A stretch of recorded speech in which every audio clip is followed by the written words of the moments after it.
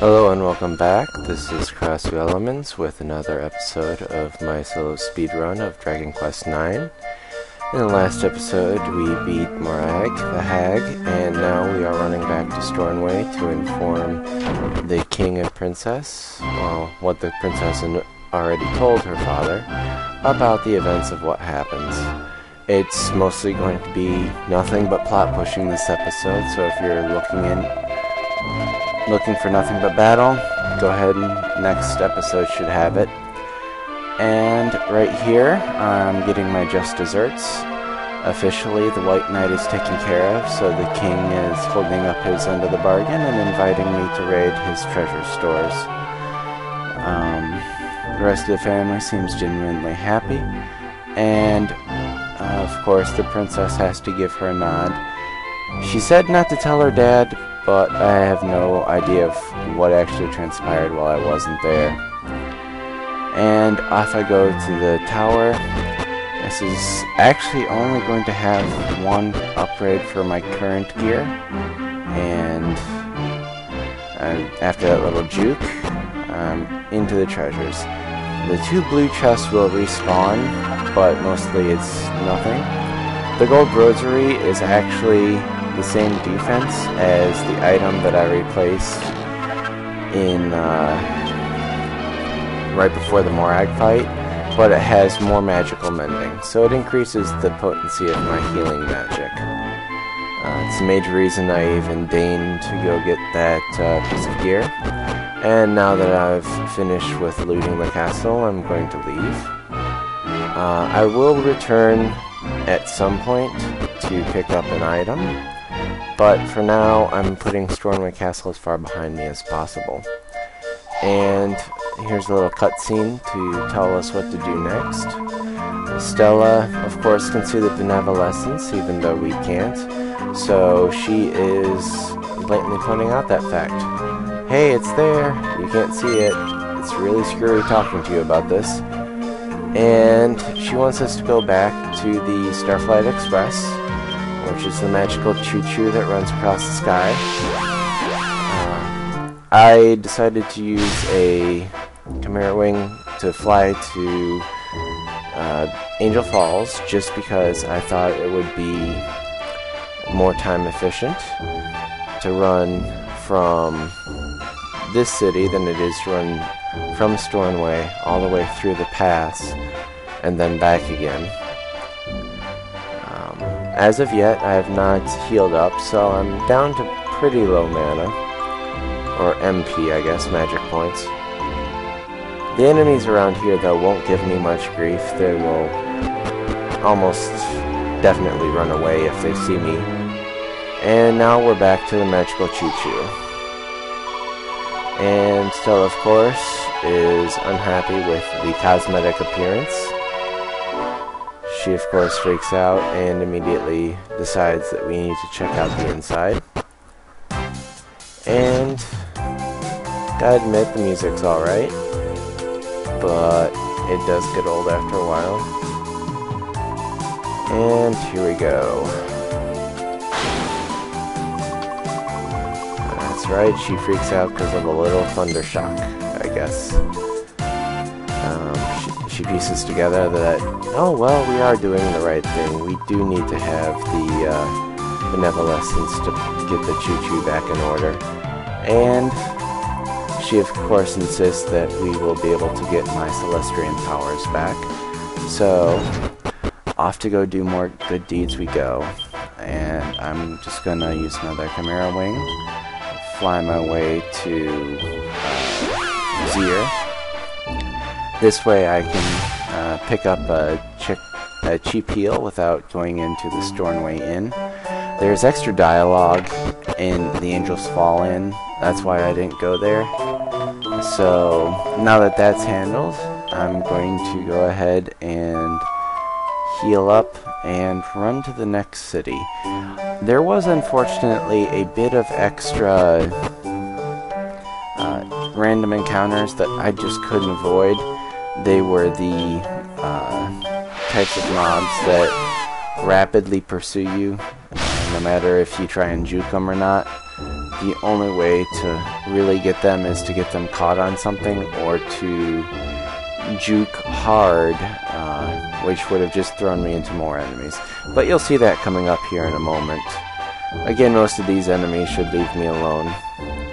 And since I've taken care of the Wight-Right Knight officially and gotten my treasure, the guards have been informed to let us through.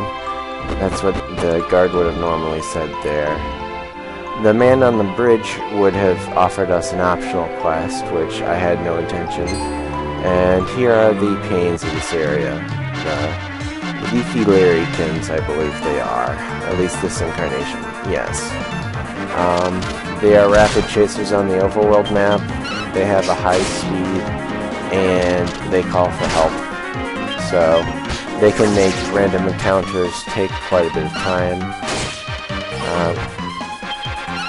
Normally I wouldn't mind the XP as I ran, just because I just healed up.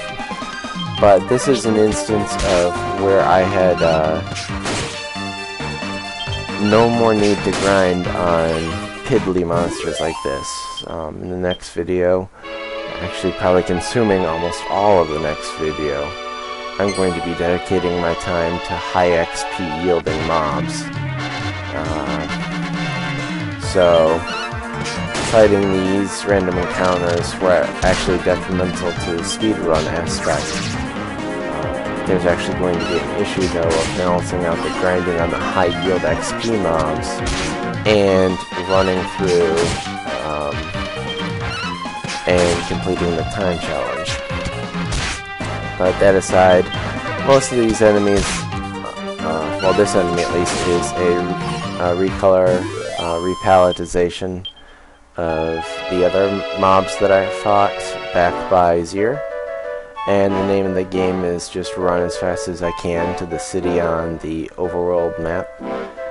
And name of the city is Coffinwell. Nice somber music sets the tone for all the events happening here.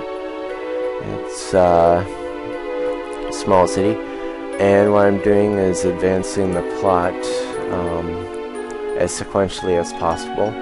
I might be doing some shopping at the start of the next video just to ensure, but the name is Coffinwell again, and this character is a very, very bad pun. Just make sure that once he introduces himself that you say his name slowly, and you should pick up on it. But he's describing a plague that is beset his town, and he is asking us to go check on the progress of his son-in-law, who is a rather studious fellow that he has, I believe, lent manuscripts to, describing similar events from times way gone by. This is his house. Unfortunately, he's not here, but here's his lovely wife and the daughter of the mayor. Her name is Katerina, I believe, and she will be introducing us to her husband. Very unique spelling of her name, of course. And down we go.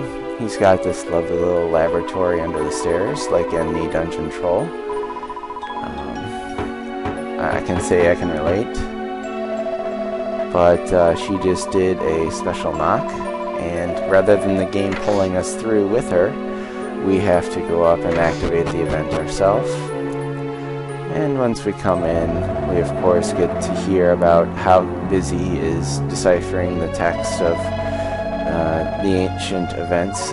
And he does, after being chided by his wife, become more polite and explain that he's been busy researching, and that he's found out that it's not so much a disease as it is a curse that was sealed away by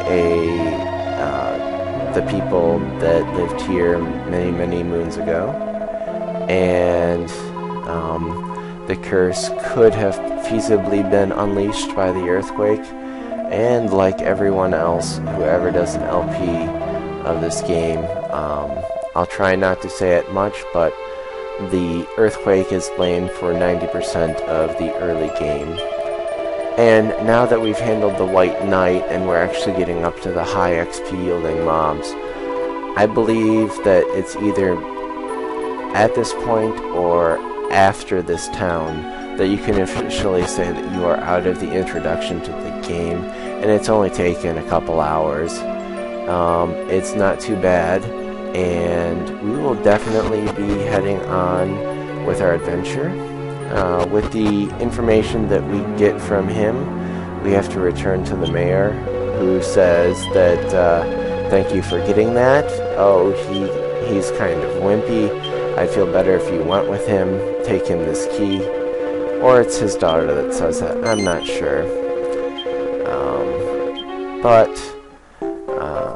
There we go. We're going to KurossuElemenze, which the name alone says that, well, it was quarantined, right? Stella, of course, has to give her 2 bits. She says that, hey, if you do this and they love you, well, we'll be able to go back home. Well, you'll go back home, and I'll go on my merry way finding the person that I talk about every once in a while. And with key in hand, we go and talk to Dr. Fleming. Just another coughing joke, of course. And he's going to say that, well, of course my father-in-law made you agree. He doesn't seem to think I can do it myself. He tells us where the KurossuElemenze is and that he will meet us there. If we stayed and we talked to Katerina, she would have said something to the effect of, well, he means well, but thank you for looking after him. I'm healing myself now because there's a chance that a random encounter will get me. And like all times when I end my recording sessions, I go ahead and I save my adventure just to confirm the time at the end of this recording so that I can record the beginning of the next. And with that being said, this is KurossuElemenze with another episode of my solo run of Dragon Quest IX. Have a good day. Goodbye.